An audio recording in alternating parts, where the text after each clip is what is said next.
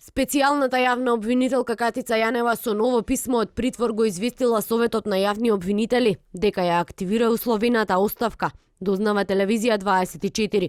Писмото било рачно напишано и следува откако вчера на Собраниската комисија за избор и именувања пратениците едногласно без дискусија препорачаа нејзино разрешување. Во јули на денот кога беше уапсен Бојан Јовановски за случајот Рекет, во кој осомничена е и Катица Јанева, специјалната јавна обвинителка поднесе условна оставка, најавувајќи повлекување штом ќе биде избран нов специјален обвинител. Според Советот на обвинители неизвестно дали Јанева поднела оставка, собранието ќе мора да гласа за нејзиното разрешување поради процедурата пропишана со закон. Во меѓувреме, додека продолжуваат консултациите меѓу работните групи на власта и опозицијата за законот за јавно обвинителство со кој треба да се реши судбината на СЈО, по првото писмо на Јанева од Шутка, јавното обвинителство ги чека предметите на СЈО.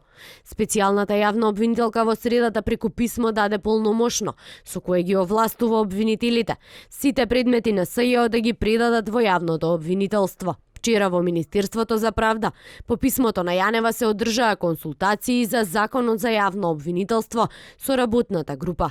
Министерката за правда Рената Десковска на својот Facebook профил објави фотографии на кои се гледа дека на состанокот меѓу другите присуствувале и државниот јавен обвинител Љубомир Јовески, обвинителката од СЈО Ленче Ристовска, академик Владо Камбовски и професори од Правниот факултет. За разликите за законот за јавно обвинителство, работните групи на власт и опозицијата ќе дебатираат и денеска. Сопка меѓу преговарачките тимови и натаму се статусот на обвинителите од СЈО и кој да биде нов шеф на обвинителството.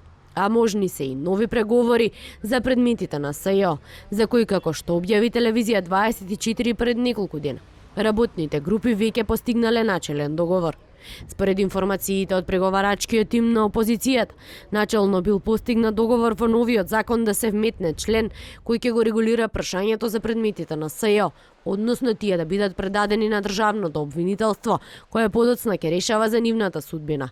Поради скратените рокови, законот за јавно обвинителство се очекува да биде донесен најдоцна до 15 септември. За да биде усвоен, потребно е двотретинско мнозинство од пратениците, а неговото носење е клучно и за евроинтеграциите на земјава.